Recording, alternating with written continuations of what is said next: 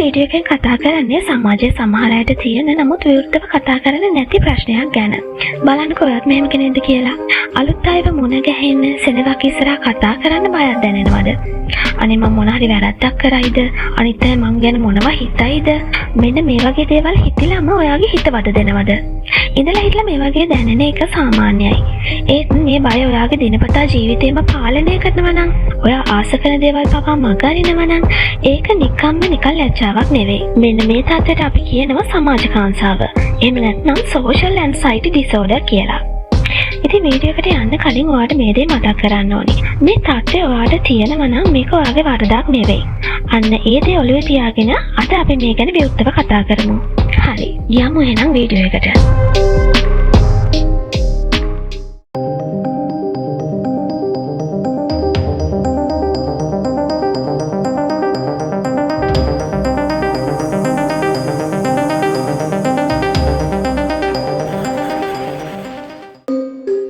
මොකද්ද මේ සමාජ කාංසාව? social anxiety disorder කියන්නේ.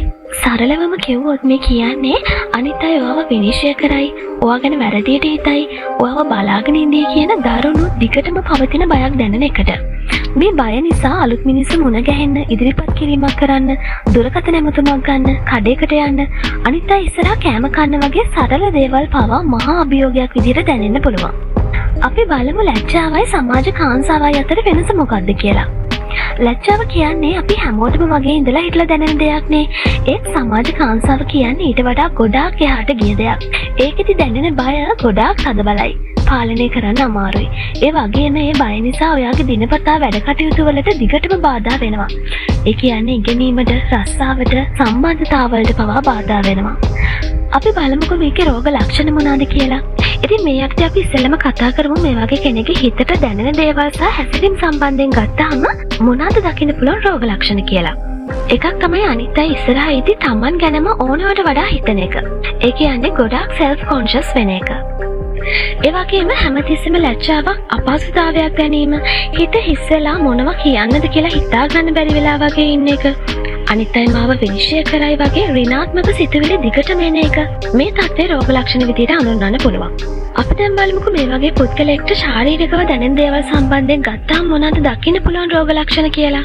මූණ රතු වීම, අධිකව දාඩිය දැමීම, අත්පා වේවුලීම, ඒ වගේම හදවත ගැහෙන වේගය ගොඩාක් වැඩි වීම, බඩේ අපහසුතාවයක්, ඔක්කාර ගතියක් දැනීම, ඒ අරුණම ඇස් දිහා කෙලින් බලන්න අමාරු වීම, ශාරීරිකව දැනෙන දේවල් සම්බන්ධයෙන් ගත්තාම අපිට බලා ගන්න පුළුවන් රෝග ලක්ෂණ වෙනවා.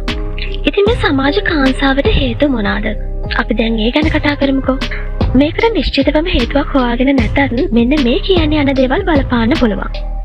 පවුලේ කාට හරි මේ තත්ත්වය තිබ්බ නැහැ කියන්නේ පවුල් ඉතිහාසයක් තිබ්බනම් මේ තත්ත්වය යම් පුද්ගලෙක්ට ඇති වෙන්න බලපාන්න පුළුවන්. ඒ අරුණම යම්කිසි පුද්ගලයෙක්ගේ මොළයේ බය සහ කනස්තල පාලනය කරන කොටස්වල ක්‍රියාකාරීත්වයේ වෙනස්කම් තියෙනවා නම්, ඒ කියන්නේ මොළයේ ක්‍රියාකාරීත්වයේ යම්කිසි වෙනස්කමක් තියෙනවා නම් අන්න ඒකත් හේතුවක් වෙන්න පුළුවන්. ඒ වගේම පොඩි කාලේදී අත්විඳපු දරුණු විවේචන, හිරිහැර, ලැජ්ජාවටපත් වීම, අපි මේවට කියනවා පාරිසරික සාධක සහ අත්දැකීම් කියලා.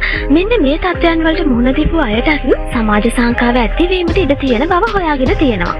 ඉතින් මේ කිව්ව රෝග ලක්ෂණ ඔයාට තියෙනවා නම් ඔයා කලබල වෙන්න එපා. ඒ ගැන හිතන්නත් එපා. ඔයා මතක තියාගන්න ඔයා තනි වෙලා නැහැ. කවුරු හරි හිතනවා නම් මේකට ප්‍රතිකාර තියෙනවද කියලා අනිවාර්යෙන්ම ඔව්. social anxiety disorder කියන්නේ ඉතාමත් හොඳින් ප්‍රතිකාර කළ හැකි තත්ත්වයක්. මේ තත්ත්වයට කරන්න පුළුවන් ප්‍රතිකාරයක් විදිහට සංජානන චර්යා ප්‍රතිකාරය. එහෙම නැත්නම් cognitive behavior therapy හඳුන්වන්න පුළුවන්. මේක මනෝවිද්‍යාත්මක ප්‍රතිකාර ක්‍රමයක්. පුහුණු උපදේශකවරයෙක් ඔයාගේ අහිතකර හිතන රටාවන් සහ හැසිරීම් රටාවන් වෙනස් කරන්න උදව් කරනවා. ඒ වගේම මේ තත්ත්වයට ඖෂධ ප්‍රතිකාරات තියෙනවා. ඉතින් මේ ඖෂධ ප්‍රතිකාරවලට යොමු වීමේදී වෛද්‍යවරයෙක් විසින් ඇන්ටිඩිප්‍රෙසන්ට් සහ සමහර වෙලාවට බීටා බ්ලොකර්ස් වගේ ඖෂධ නියම කරන්න පුළුවන්. හරි. ඉතින් මේ රෝග තත්ත්වයේ තියෙන කෙනෙක් මේ වීඩියෝ එක බලනවා වෙන්නත් පුළුවන්. ඒ වගේම මේ රෝග ලක්ෂණ Taman ළඟින් ආශ්‍රය කරන කෙනෙක්ට තියෙනවා කියලා දන්න අයත් මේ වීඩියෝ එක බලනවා වෙන්න පුළුවන්. අපි කතා කරමුකෝ මේ රෝග ලක්ෂණ තියෙන කෙනෙක් අපි දන්නවා නම් අපි කොහොමද යාට උදව් කරන්න කියලා. එකක් තමයි social anxiety disorder ගැන අපි දැනගෙන කියන්නේ අපි ඉගෙනගෙන ඉන්න ඕනේ. මොකද එතකොට අපිට පුළුවන් අපි ඒ දන්න රෝග ලක්ෂණ තියෙන පුද්ගලයා මොන වගේ දෙයක් හරහාද මේ යන්නේ කියලා අපිට තේරුම් ගන්න. ඒක තමයි මෙතෙන්දි වැදගත්ම. ඊළඟ දේ තමයි ඒ කෙනාට අනුකම්පාවෙන් සලකන්න. ඕක නිකන් හිතේ තියෙන බයක් නේ. අන්න ඒ වගේ දේවල් කියන්න එපා. ඔයා යාට ඇහුම්කන් දෙන්න ඉන්නවා කියලා දැනෙන්න සලස්වන්න. ඒ වගේම ඔයාට පුළුවන් එයාට වෘත්තීය උදව් ගන්න උනන්දු කරවන්න. ඒ කියන්නේ වෛද්‍යවරයෙක් හමු වෙන්න එයාව මෘදුව දිරිමත් කරන්න පුළුවන්. ඊළඟ එක තමයි ඉවසීමෙන් ඉන්න එක. මොකද කෙනෙක්ට හොඳ වෙන්න, සනීප වෙන්න ටික කාලයක් යන්න පුළුවන් නිසා. හරි. ඉතින් අන්තිමට මෙන්න මේ ටික මතක තියාගන්නකෝ. මම මේ කියන්න හදන්නේ අද වීඩියෝ එකේ මේ වෙනකම් කතා කරපු දේවල් වලින් වැදගත්ම ටික. මෙන්න මේකයි සාරාංශය. සමාජ කාංසාව කියන්නේ නිකම්ම ලැජ්ජාවක් නෙවෙයි. ඒක ප්‍රතිකාර අවශ්‍ය වෙන වෛද්‍ය තත්ත්වයක්. මේ තත්ත්වය ඔයාට තියෙනවා නම් මතක තියාගන්න ඔයා තනි වෙලා නැහැ. මේ තත්ත්වෙන් පෙළෙන බොහෝ දෙනෙක් සමාජයේ ඉන්නවා.